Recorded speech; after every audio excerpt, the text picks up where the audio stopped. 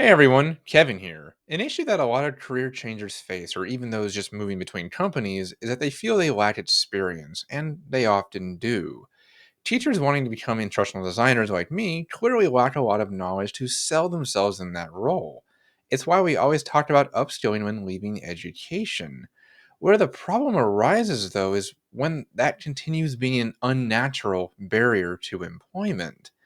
As a rule, we become far too attached to certifications, degrees, and academy awarded badges. We've forgotten how the vast majority of jobs can, in fact, be taught while you're doing them. In reality, you shouldn't need all those fancy degrees that put you deep into student loan debt. However, the other half of that reality is that most companies still are fixated on those years of experience or having certain degrees.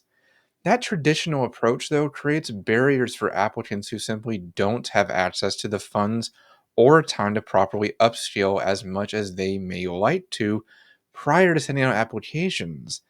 This is precisely the worry for many educators trying to transition out since they're already broke or have limited time to not only upskill but also to be unemployed.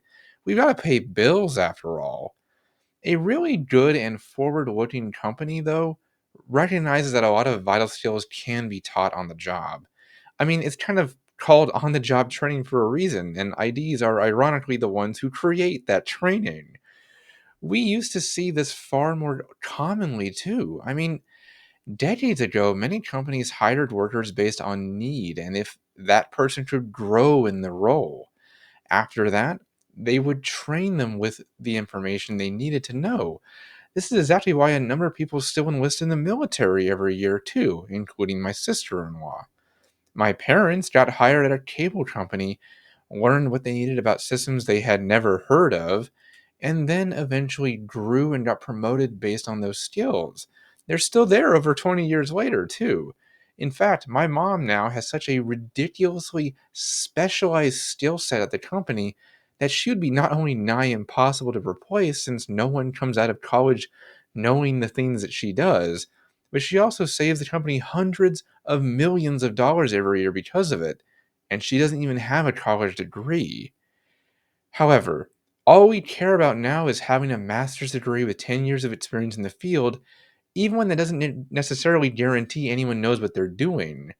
What we need to do is refocus and invest in people who have the potential to earn and do great things down the line. Not only is this a more sustainable way to grow a company, but fosters loyalty, grows the hiring pool, and diversifies your workforce by including people from different backgrounds, like transitioning teachers, just for instance.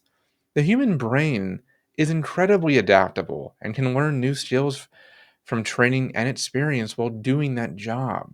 A big reason behind the idea that virtually all jobs can be taught like this is the theory of skills biased technical change, or SBTC.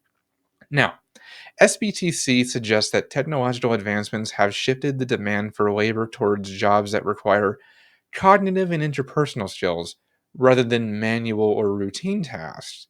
This is why the skills needed to succeed in the modern workforce are increasingly teachable every day. So, why the focus on college degrees and certifications? Well, it's easier.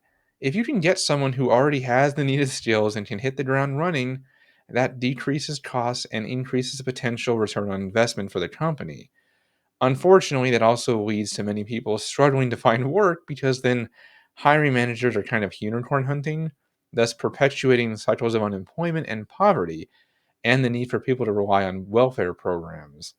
So, I guess my point is that there needs to be a societal change to the way we define success. Instead of defining success solely through academic achievement and degrees, we should recognize the value of professional development. We want to grow as workers, and educators can tell you that the lack of job growth is one of the leading reasons they probably left the profession. It's also what drove me into ID as well. I could be creative and make trainings for people to improve themselves.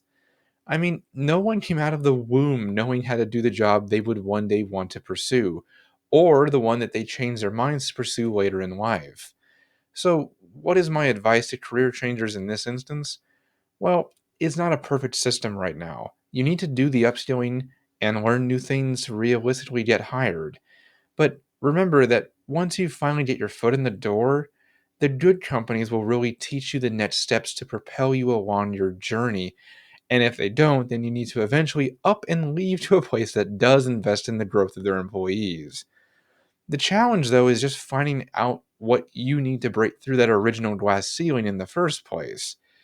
Stick close to your network and find the specific things you can learn that will make you more marketable.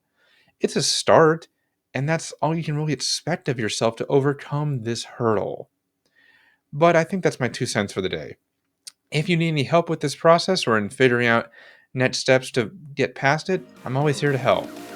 See you next time.